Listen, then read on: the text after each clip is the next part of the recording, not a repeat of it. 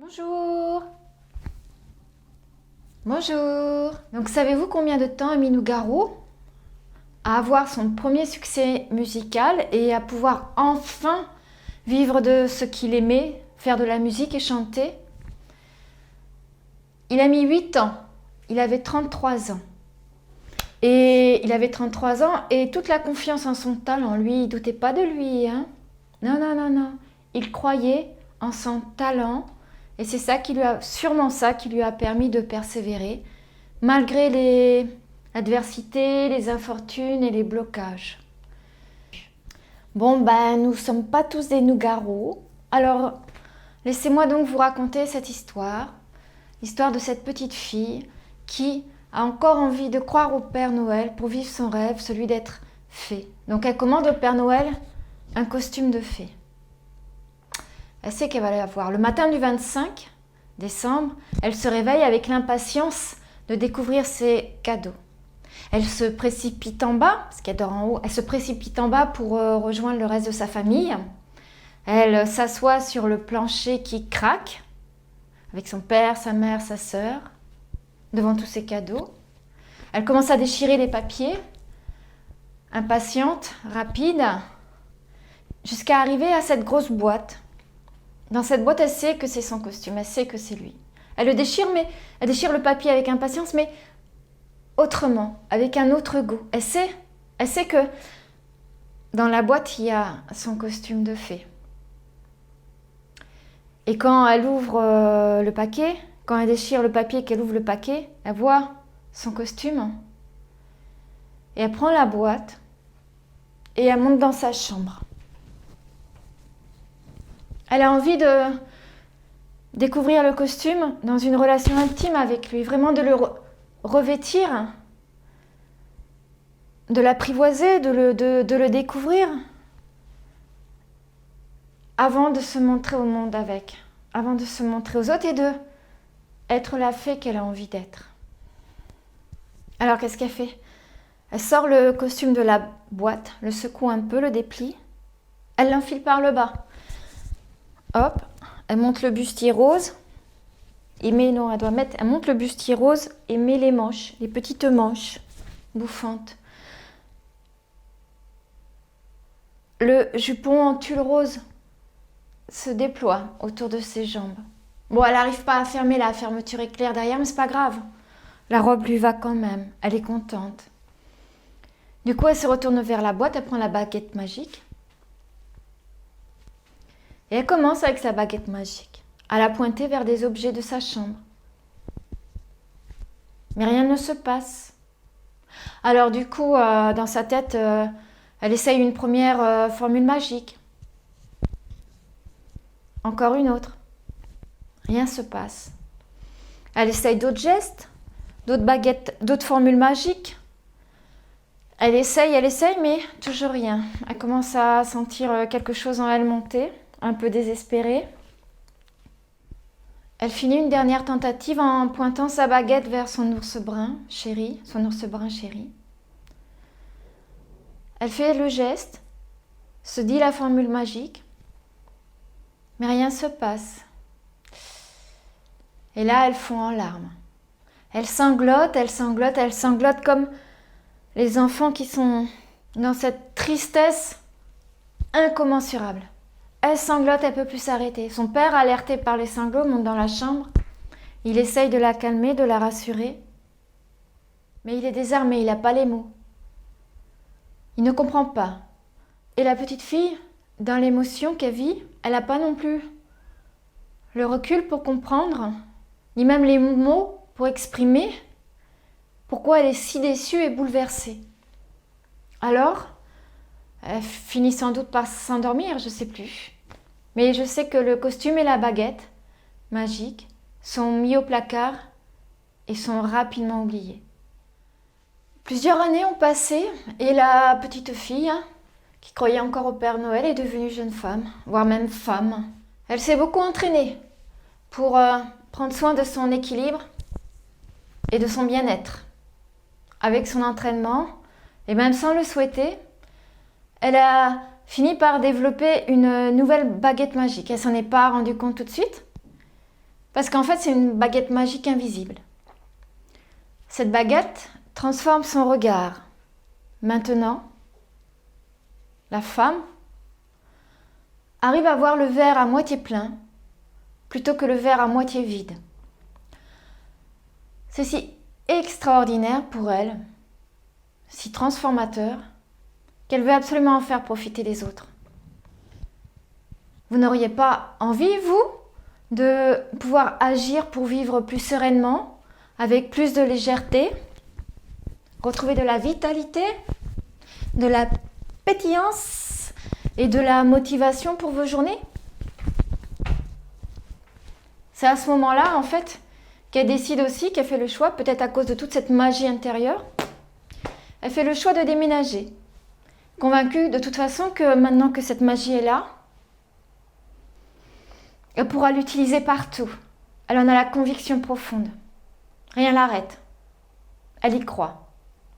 Elle déménage. Dans son nouveau territoire, elle sème des graines pour reconstruire des repères, partager sa magie, toujours dans l'espoir d'en transmettre ses bienfaits. Le temps passe, les graines ne lèvent pas. Alors, petit à petit, le feu intérieur qui a alimenté sa magie s'éteint peu à peu.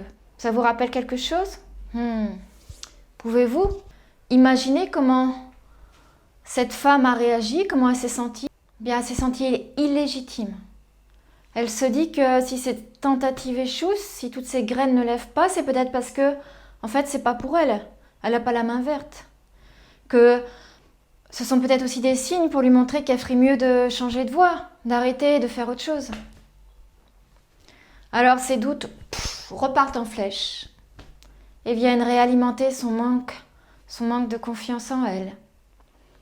Et la magie, peu à peu, petit à petit, s'éteint.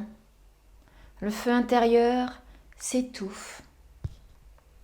Du coup, sa baguette magique, invisible, est mise au placard avec l'autre. Et cette femme, elle se replonge dans ses routines, née dans le guidon, en mode métro, boulot, dodo, en mode œillère, routine, qui est balancée alors entre hyperactivité à l'extérieur et procrastination sur le canapé, en mode canapé, gâteau, Netflix. Voilà, je ne sais pas si vous connaissez. Comment vous faites, vous, pour sortir de ce mode de fonctionnement zombie et pouvoir redevenir vivant, en mouvement vers ce que vous aimez, ce qui vous anime? Pour cette femme, c'est un changement de dizaine qui a fait comme un électrochoc. Ça fait comme un appel intérieur. Quelque chose qui a rallumé quelque chose en elle. Le feu intérieur des étincelles. Et de la magie. Elle sait maintenant que elle a besoin de la partager, de la développer. Alors c'est encore une nouvelle étape pour elle. Malgré son manque de confiance, ses peurs et ses doutes, elle décide quand même d'oser l'expérience. Elle y va. Elle sort de sa caverne, parce qu'elle vivait vraiment dans une caverne, en hibernation. Donc elle y va, pas à pas, plutôt orteil après orteil. 2 ans sont passés, les graines ont été semées, certaines ont levé, mais pas assez pour donner des fleurs, des fruits. Alors, déception, démotivation, blablabla. Bla, bla, bla. Est-ce que le placard va encore se remplir? Est-ce qu'elle va encore abandonner? Encore une fois. Laissez-moi vous dire ce que cette femme a compris. C'est pas parce que c'est pas fluide ou que ça fonctionne pas. C'est pas parce qu'il n'y a pas de résultat qu'elle voudrait, maintenant tout de suite, que c'est pas pour elle. Les blocages, les fermetures, les échecs sont comme des occasions pour s'interroger et explorer le sens de ce que ça lui fait vivre à elle. Elle se demande par exemple, est-ce que la direction que j'ai prise me convient vraiment? Est-ce que peut-être sur le chemin, j'ai pas loupé un embranchement, une bifurcation qui me correspondait mieux? Si ça coince, c'est peut-être qu'il y a quelque chose en elle qui a besoin d'être regardé, pris en compte, accueilli avec bienveillance et tendresse. En fait, c'est qu'est-ce que ce blocage, cette fermeture, lui raconte d'elle-même. Elle sait aussi que si elle abandonne, elle risque de s'éteindre, éteindre le feu qui la rend vivant, qui l'équilibre, qui la nourrit. Alors, ce qu'elle voudrait vous dire, c'est ne lâchez pas. Ne lâchez pas ce qui vous rend vivant. Ah, c'est bien beau tout ça, vous allez me dire, mais comment tu fais toi alors? Ça marche pas, il y a des blocages, rien fonctionne, pas de résultat. Comment tu fais pour continuer? Et voilà ce qu'elle aimerait vous dire et vous confier. Faites le point sur les valeurs et les besoins essentiels pour vous. Les besoins prioritaires et vraiment essentiels, ceux que vous ne pouvez pas mettre de côté. 2. Demandez-vous s'il n'y a que cet objectif, ce rêve, cette aspiration qui peut venir combler vos besoins et vos valeurs. Que celui-là, ou peut-être, en réfléchissant, y a-t-il d'autres moyens, d'autres stratégies qui peuvent venir les nourrir, les cultiver, les entretenir pendant un moment. Le temps de ralentir petit à petit, de reprendre du souffle et de respirer tranquillement. Est-ce qu'il n'y a qu'une seule route de possible vers votre objectif ou pouvez-vous prendre des bifurcations? Qu'est-ce qui vous permettrait de continuer à cheminer vers votre objectif pas à pas, sans lâcher, pour venir nourrir vos besoins et vos valeurs, avec plaisir et enthousiasme. Si vous êtes dans le plaisir, la joie de faire ce que vous faites, malgré la difficulté et que ça ne rapporte pas ce que vous voulez, il y a toujours quelque chose à apprendre, quelque chose à cultiver. Peut-être pas ce que vous vouliez au départ, mais autre chose, qui peut vous rapporter beaucoup. Elle vous dirait aussi que 3, quand nous persévérons vers un objectif, il est important de ne pas se mettre en danger. C'est ça la priorité. 4, évaluez les bénéfices et les coûts à persévérer ou à arrêter et faites la balance. Est-ce que ça vaut mieux de continuer ou d'arrêter? Elle sait que si elle arrête, le feu s'éteint. Donc elle n'a pas le choix. Elle ne veut pas redevenir zombie. Elle continue comme elle peut en prenant des bifurcations. C'est à chacun de faire sa balance. De voir ce qui est le plus coûteux, le plus dangereux pour soi dans tous les aspects de la vie. Et d'évaluer, continuer ou abandonner. 5. Demandez-vous si vous arrêtez, dans quelle dynamique ça va vous mettre. Comment vous allez vous retrouver, autant intérieurement qu'extérieurement. Par exemple, la décision que vous prenez, quelle qu'elle soit, est-ce qu'elle va vous mettre en expansion ou en repli? Dans l'ouverture ou la fermeture, l'accueil, le contrôle, le mouvement vers la nouveauté, le changement, l'inconnu ou l'immobilisme, la procrastination, le mode zombie. En gros, c'est par exemple au niveau corporel, comment vous vous sentez? Comme quelque chose qui s'écroule à l'intérieur, le poids sur les épaules, le regard qui baisse, ou est-ce que ça vous met dans un mouvement d'ouverture, d'expansion? Ça vous donne envie de vous lever le matin, d'y aller, ça vous remet en mouvement, ça vous donne la pêche. Vous arrêtez le mode de Netflix, procrastination et toutes les compensations, les stratégies compensatoires. Ce sont des repères. Essayez d'observer comment vous réagissez en fonction de ce qui arrive et comment vous réagissez à ce qui arrive. C'est aussi des indicateurs et le corps peut être un bon indicateur pour vous dire « Ah, il y a quelque chose qui ne va pas » ou « Ah, pourquoi pas? Ça bloque, ok, ça bloque, mais regarde, t'as ça, pourquoi t'essayes pas ça? Oh, c'était pas dans mon idée, mais bon, on peut essayer, pourquoi pas? Mais ton projet, le projet, peut-être je le mets un peu entre parenthèses, peut-être que cette nouvelle chose, ça va me permettre de développer des compétences qui seront utiles pour mon projet.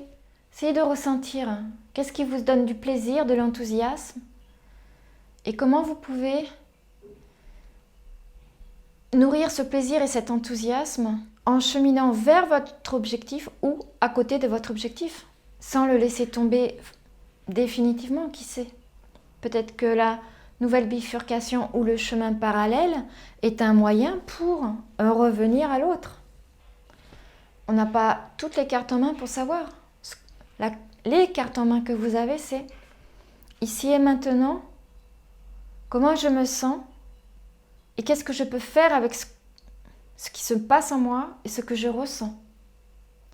Et je pense que c'est là où est tout notre pouvoir et notre puissance. Ce qui est important, c'est comment l'intérieur et l'extérieur interagissent avec de la paix, de la sérénité et de la tranquillité, sans se mettre en danger. Et comment petit à petit nous pouvons reprendre tous ces morceaux du puzzle qui nous constituent pour les réassembler et donner la belle image de nous que nous sommes. Donc voilà l'histoire de la petite fille qui voulait être fée. Qu'elle a trouvé que la magie, en fait, c'était cette magie qu'on faisait vivre en nous, celle qui nous animait, et que c'est celle-ci qui transforme l'extérieur. Et cette magie, elle vient du cœur. C'est le pouvoir du cœur. Voilà. Au revoir.